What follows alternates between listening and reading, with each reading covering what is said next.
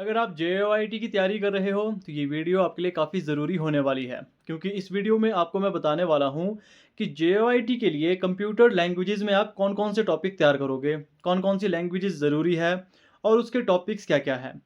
क्योंकि जो भी जेओआईटी की तैयारी कर रहे हैं मैक्सिमम के मुझे एक ही कमेंट आता है कि कंप्यूटर लैंग्वेजेस में कौन से टॉपिक हम तैयार करें। अब कंप्यूटर टॉपिक अपने आप में एक बहुत बड़ा टॉपिक है। बहुत सारी लैंग्वेज आपको तैयार करनी होगी। सी, जावा, सीएसएस, एचटीएमएल, इस तरीके से बहुत सारी लैंग्वेज है। और कहीं न कहीं सारी लैंग्वेजेज़ ज़रूरी है, उनसे कुछ ना कुछ क्वेश्चन एग्ज़ाम में आता ही है। लेकिन कहाँ से आएगा, कौन-सा टॉपिक होगा जिसे आपको तैयार करना होगा लैंग्वेजेज़ में, ये इस वीडियो में क्लियर करने वाला हूँ। तो वीडियो को शुरू से एंड तक आपने ध्यान से देखना है और ध्यान रहे नोट्स आपने ज़रूर बनाने हैं।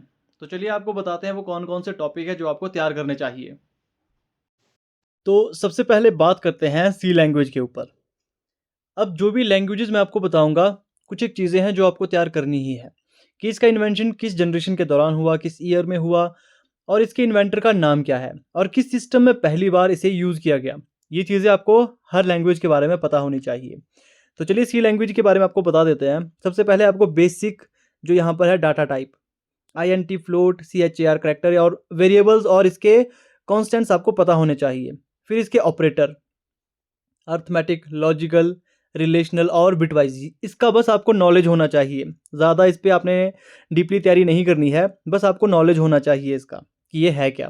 फिर control statement, if else, switch case और लूप्स, जैसे कि फॉर, व्हाइल, डू व्हाइल, ये क्या होता है, बस बेसिक नॉलेज आपको इसका होना चाहिए। उसके बाद एरे एंड स्ट्रिंग्स और यहाँ पर एंडिंग में आपका पॉइंटर और फंक्शंस। ये आपके सी लैंग्वेज के लिए है। जिन्होंने स्क्रीनशॉट लेना है वो स्क्रीनशॉट ले सकते हैं। एक मिनट।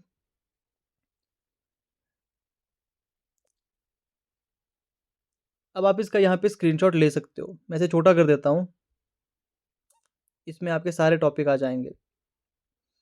ये इसका टॉपिक है, देखिए सी लैंग्वेज का, इसे आपने तैयार कर लेना है। दूसरी जो आपकी लैंग्वेज आती है वो आती है एच की। तो ये एच में है जो आपको तैयार करना होगा। इसका स्क्रीनशॉट आप एक बार ले लीजिए। अब देखिए इसमें यहाँ पे क्या करना है, सबसे पहले जो सबसे ज़रूरी है H tags, basic tag, body, head, title, table tag, form tags और एंचर टैग्स, इन सब चीज़ों के बारे में आपको पता होना चाहिए। और जो भी इसमें आपके नए फीचर और एलिमेंट्स हैं, बेसिक नॉलेज होना चाहिए, ज़्यादा डीपली तैयारी नहीं करनी है। सीएसएस में आपके बेसिक इनलाइन, इंटरनल और एक्सटर्नल सीएसएस, सिलेक्टर और प्रॉपर्टीज़, ये सब चीज़ें आपको पता होनी चाहिए। अब ये ज़रूरी लैंग्वेज है और इसे समझना भी काफ़ी आसान है। यहाँ से क्वेश्चन आता ही है। इस बात को फिर से नोट कर ले, यहाँ से क्वेश्चन आपका आएगा ही। इसका भी आपने स्क्रीनशॉट लेना है। वैसे स्क्रीनशॉट ना ही लो तो ज़्यादा अच्छा है, खुद से नोट्स बनाओगे ज़्यादा बेहतर होगा। ये आपकी डाटाबेस मैनेजमेंट सिस्टम के अंदर एसक्यूएल की कमांड्स पूछी जाती है। देखिए एसक्यूएल की कमांड्स क्या क्या, डीडीएल, इसमें कौन कौन सी कमांड आती है, क्रिएट, अल्टर, ड्रॉप। डीएमएल, इसमें इंसर्ट, अपडेट, डिलीट और सिलेक्ट आती है। इस तरीके से आपने ये सब चीज़ें, आपने जो इसकी की होती है उन सब चीज़ों का नॉलेज आपने रखना है। अब इन पे आप थोड़ा कम ध्यान दो तो भी चलेगा। आपको जावा और पाइथन के बारे में हल्की-फुल्की चीज़ें पता होनी चाहिए, क्योंकि लैंग्वेज अपने आप में एक बहुत बड़ा टॉपिक बन जाता है। इसकी तैयारी करने लग जाओगे तो बहुत समय बीत जाएगा, लेकिन फिर भी आपको ये टॉपिक क्लियर नहीं होंगे। इसका आपने हल्का-फुल्का नॉलेज रखना है, ठीक है? ये चीज़ें हो गई आपकी लैंग्वेज के ऊपर। तो ये थी कुछ एक चीज़ें, लैंग्वेजेस के पार्ट्स जो आपको तैयार करने चाहिए जेओआईटी के लिए। मैं पहले भी बहुत बार बता चुका हूँ। अब सबसे बड़ा यहाँ पे आपका डाउट आता है, पढ़े कहाँ से? देखिए, हर एक चीज़ आपको परोस कर दी जाए और इसी तरीके से काम चलता जाए, ये चलेगा नहीं। कुछ एक चीज़ें आपको भी खुद अपने लेवल पे तैयार करनी होगी, कुछ एक चीज़ें खुद से आपको ढूँढनी होगी। हर एक चीज़ें आपको बैठे-बिठाए नहीं मिल सकती, क्योंकि अगर आप में कुछ करने की लगन है तो आपको कुछ यहाँ पे खुद से एफर्ट भी लगाने होंगे। आपको खुद से क्लासेस देखनी होगी। मैंने बहुत बार क्लासेस के लिंक दिए हैं, बहुत सारी चीज़ें बताई है। इसके बावजूद मैं फिर से कहता हूँ, यूट्यूब पे चैट जीपीटी और गूगल जेमिनी, ऐसा कोई भी टॉपिक नहीं है जो वहाँ पर उपलब्ध ना हो। फ्री ऑफ कॉस्ट हर एक चीज़ आपको वहाँ पे बताई जाएगी। अब यूट्यूब पे बहुत सारे टीचर होंगे।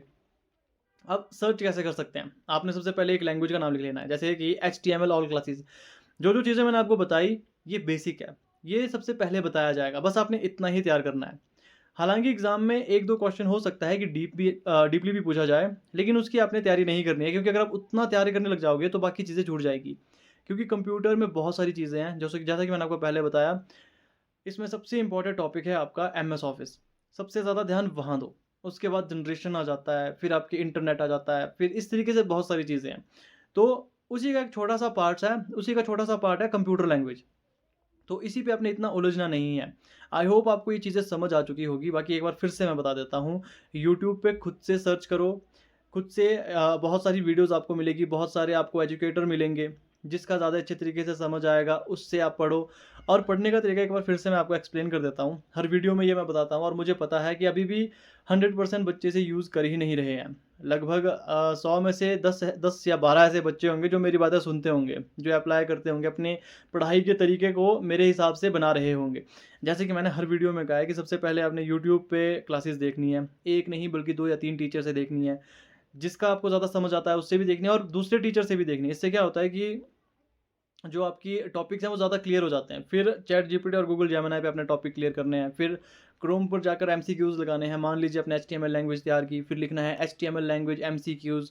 प्रीवियस ईयर क्वेश्चन पेपर देखिए। अब एक बात मुझे समझ नहीं आती, बच्चे हर बार ये कहते हैं हमें सिलेबस अभी तक नहीं आया तो हम तैयारी कैसे करेंगे? देखिए मैं आपको फिर से बता देता हूँ, जो भी एग्ज़ाम सेलेक्ट करेगा या फिर जो भी एग्ज़ाम यहाँ पे बनाएगा, वो सबसे पहले प्रीवियस ईयर क्वेश्चन पेपर ही देखता है। अब उसे सपना नहीं आता है या फिर उसे खुद से ही पता नहीं होता है कि उसकी अंतरात्मा से ये आवाज़ आए कि ये सिलेबस है, इसमें ये चीज़ें पूछी जाएगी, ये क्वेश्चन डालो, ऐसा नहीं होता है। वो सबसे पहले पुराने पेपर्स को उठाता है, पुराने पेपर्स देखेगा, उसमें लेवल चेक करेगा, फिर वो अपने अकॉर्डिंग उसको सेट करता है। तो जिनको अभी भी डाउट है, लैंग्वेज के लिए आप पुराने प्रीवियस पेपर देख सकते हो, प्रीवियस ईयर जो पेपर हुए थे या फिर जब भी कोई पुराने पेपर हुए थे जेओआईटी के, उसे देखिए, उसमें टॉपिक्स को देखिए, कंप्यूटर का कहाँ से आया था। डिफ़िकल्टी लेवल अगर आपको चेक करनी है तो मैं कहूँगा 817 का एग्ज़ाम देखिए। जो 817 का पेपर हुआ था, मुझे लगता है कि जेओआईटी के जितने भी एग्ज़ाम हुए थे वो सबसे टफ़ था। जो उसमें कंप्यूटर सेक्शन था वो सबसे टफ़ पूछा गया था। किसी ने एक्सपेक्ट भी नहीं किया था कि वो सब चीज़ें उसमें आएगी। मैंने और भी जेओआईटी के एग्ज़ाम दिए थे, जैसे 939 भी मैंने दिया था, उसका लेवल थोड़ा ईज़ी था। इसी तरीके से एग्ज़ाम सेट होते हैं, किसी साल ज़्यादा टफ़ होगा, किसी साल ईज़ी होगा, किसी साल मॉडरेट होगा। इस तरीके से ये आपका फ़्लो चलता रहता है। तो जो भी ये चीज़ें सोचकर कन्फ्यूज़ हैं कि अभी हमारे पास ऑफ़िशियली सिलेबस नहीं आया है, इस बार बोर्ड नया है, शायद हो सकता है कि एग्ज़ाम वो कुछ अलग तरीके से डाले, तो ऐसा नहीं होता है। सबसे पहले वो प्रीवियस ईयर क्वेश्चन पेपर ही देखेगा। क्योंकि जब भी कोई काम होता है पहले पुरानी फाइल चेक की जाती है कि उसमें किस तरीके से काम किया गया था, उसमें किस तरीके से एग्ज़ाम आपके करवाए गए थे। उसी तरीके से आपके एग्ज़ाम भी सेट होने वाले हैं, उसी तरीके से आपका एग्ज़ाम होगा, आपके टॉपिक्स वहाँ पे सेट किए जाएँगे।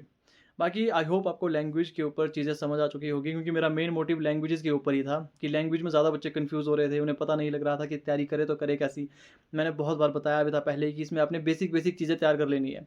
अगर आपको लैंग्वेज समझ ही नहीं आ रही है, क्योंकि जब मैं लैंग्वेज तैयार कर रहा था मुझे भी काफ़ी दिक्कत आई थी इसमें।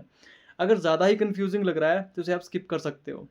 बेसिक चीज़ें तैयार कर लो, जैसे कि मैंने आपको बताया जो डाटाबेस मैनेजमेंट सिस्टम की आपकी लैंग्वेज थी जिसमें एसक्यूएल क्वेरीज़ आपकी पूछी जाती है, उसे ज़रूर तैयार करना है, उससे क्वेश्चन आती हैं। दूसरी जो सबसे इंपॉर्टेंट लैंग्वेज मैं आपको बताऊँगा वो होगी एचटीएमएल। एचटीएमएल के टैग्स यूज़ होते हैं। उसके बाद जो तीसरी सबसे इंपॉर्टेंट लैंग्वेज है वो सी है। उसके अलावा कोई भी लैंग्वेज अगर आप तैयार नहीं करना चाहते, आप स्किप कर सकते हो। ज़्यादा क्वेश्चन आपके वहाँ से छूटेंगे नहीं, क्योंकि ज़रूरी नहीं होता कि आप 100% अपना सिलेबस क्लियर करो, अपना 100% जो आपका सिलेबस है उसे कवर करके रखो। कवर नहीं किया जाता, कुछ एक चीज़ें छूट जाती है।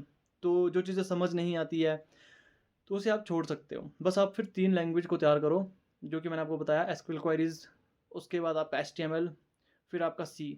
इसे आपने थोड़ा बेसिक से तैयार करना है। बाकियों के आप नॉर्मल इन्वेंटर और किस ईयर में वो आई थी, किस जनरेशन में वो आई थी, उसे भी पढ़ोगे तो काफ़ी है लैंग्वेज के लिए।